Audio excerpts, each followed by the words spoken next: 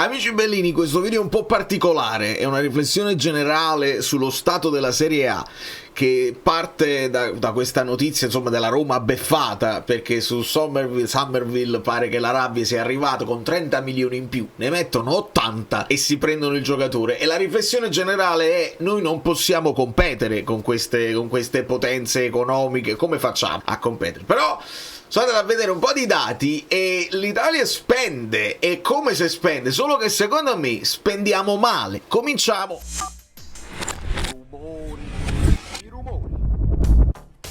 Allora, chiedo scusa, faccio molto in fretta questo video perché tra una mezz'oretta voglio stare in una live di Fantalab, sarò nella chat, quindi se vi capita, se avete tempo alle 21, magari questo video lo vedete domani, insomma, ve lo potete recuperare magari sul canale YouTube di Fantalab, e parleremo di tutte le novità perché il fantacalcio esiste e resiste. Però voi potete lasciare un like per questo lavoretto che ho fatto. Mi sposto subito per farvi vedere questa cosa qua. Allora, prima di tutto qua ho fatto una selezione post-Covid fino a quest'anno, quindi i mercati fatti dal 2021-22 fino a questo qua che si sta sviluppando, e già si vede una cosa particolare. Noi siamo il secondo campionato al mondo per spesa, cioè capiamo, l'Italia, la Serie A mette tanti soldi sul mercato. Poi dobbiamo vedere ovviamente rispetto agli acquisti, le entrate e le cessioni. Quindi siamo in debito, siamo in rosso di 860 milioni di euro, quindi già non va benissimo. Ovviamente c'è chi spende molto di più, siamo a 16 bilioni di miliardi di euro, la Premier League, quindi con loro non ci possiamo confrontare. Cioè, ne spendono tantissimi, sono anche in rosso tantissimo. Però c'è un particolare, mamma mia, stavo rompendo tutto, particolare che dovete notare: guardate quanti giocatori, cioè noi spendiamo un terzo più o meno di quello che spendono in Premier League, ma per prendere il doppio dei giocatori. Quindi vuol dire che spendiamo male, cioè che compriamo dei giocatorini che speriamo che andiamo sulla quantità e non sulla qualità. E secondo me questa è una cosa su cui riflettere. Gli altri campionati si comportano in maniera leggermente diversa, comprano giocatori più o meno quanto la Premier League, parliamo di Liga 1, Bundesliga e la Liga, quelli più importanti, però spendono molto meno. E sappiamo che sono situazioni a volte virtuose. Vedi la Liga 1 è in attivo, loro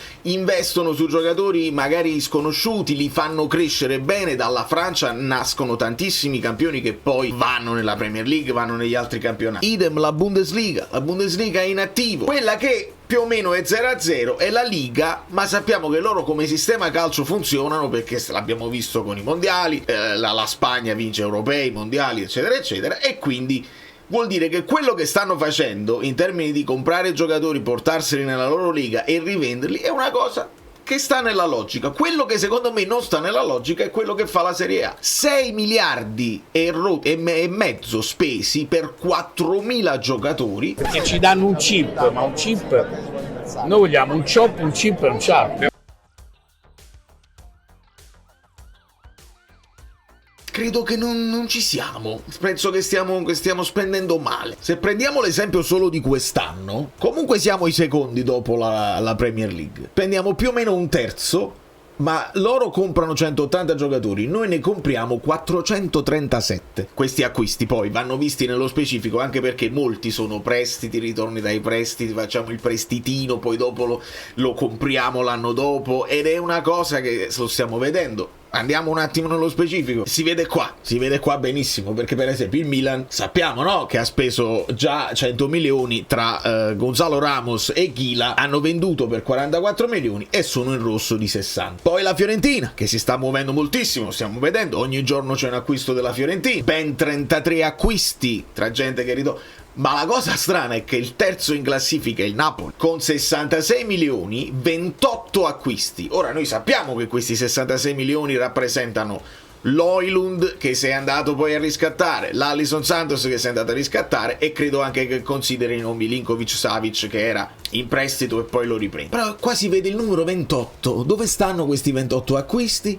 Sono tutti i prestitini, gente che rientra, Garofalo, Lang, Lorenzo Lucca, Rafa Maria, tutti questi fine prestiti, vedete, sono considerati acquisti. E qua non può essere, dobbiamo essere veloci e decisi quando si decide di fare una cosa, sempre a quel press, poi vediamo e rimandiamo sempre all'anno prossimo, così non si fa bene. E volendo fare una panoramica, sto pure laggando perché sto sito è troppo pesante, in ordine di come sono arrivate in classifica le squadre: l'Inter, Stankovic, Akanji, che già c'era, però te lo prendi definitivamente, e Provedel. Il Napoli, quelli che sappiamo già. La Roma ha comprato Malen quest'anno, non lo sapevate, l'ha comprato quest'anno Ghilardi e De Manzi. Il Como quest'anno ha preso Morata, ha dovuto pagare quest'anno. Il Milan è l'unica squadra che ha messo questi due acquisti nuovi. La Juve quest'anno ha dovuto mettere i soldi per Openda, per lo stesso Boga, rendiamoci conto. Perdono Vlahovic da svincolato, rendiamoci conto. Quindi quando si parla di Guardiola,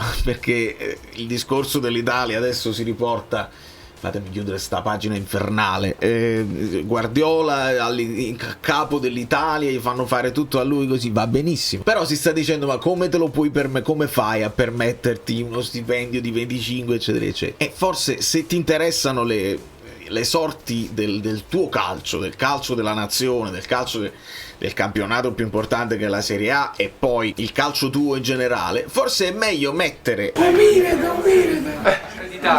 sembra quasi che sei poco. Allora,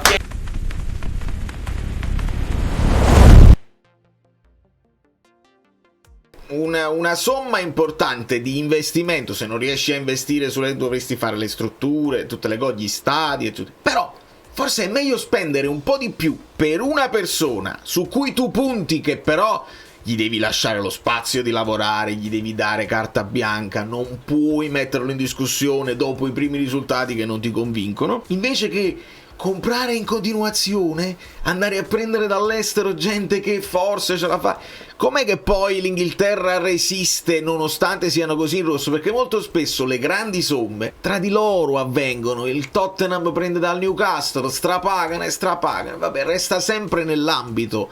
Il Chelsea, il Manchester City, se li pagano tra di loro. In qualche modo non lo so se è tutto regolare, ma almeno mettono un freno a quello che sennò sarebbe una cosa insostenibile. Già dovrebbe essere insostenibile a livello economico. L'Arabia Saudita adesso decide quanta è la clausola, 53, 80, e non c'è problema. Vediamo se il ragazzo, perché poi molto dipende dai giocatori, quali aspirazioni hanno. Se un giocatore vuole andare a giocare in Arabia, resta nei nostri occhi magari uno che ha meno fame di essere importante a livello internazionale, perché sparisci un po' dai radar, questo così. Non si può dire però la stessa cosa di un palestra che sceglie il Chelsea invece dell'Inter. Capiamoci, sono due discorsi molto diversi, dove i soldi hanno la loro importanza sicuramente, ma l'importanza è anche l'idea, anche quello che tu decidi: mi piace questo progetto, mi piace questo tipo di calciatore, lo vai a prendere e ci credi e lo difendi e difendi l'investimento. Invece sembra sempre che noi compriamo tanto, noi spendiamo anche tanto.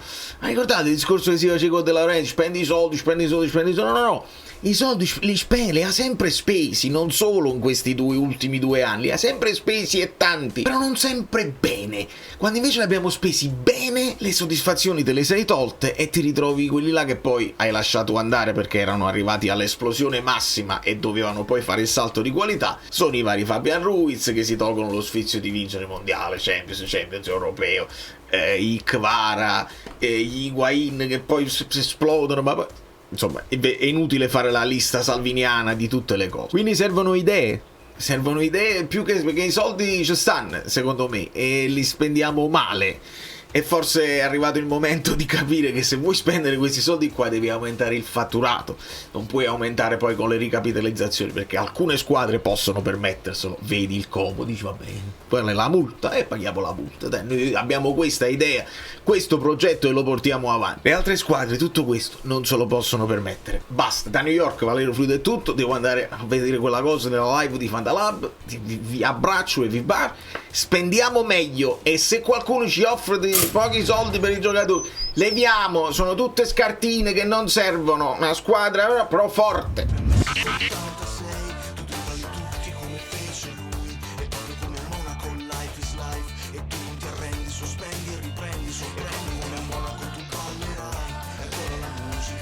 Tutti come la grande mela che non dorme mai, il frutto delle scelte di una vita che racconta.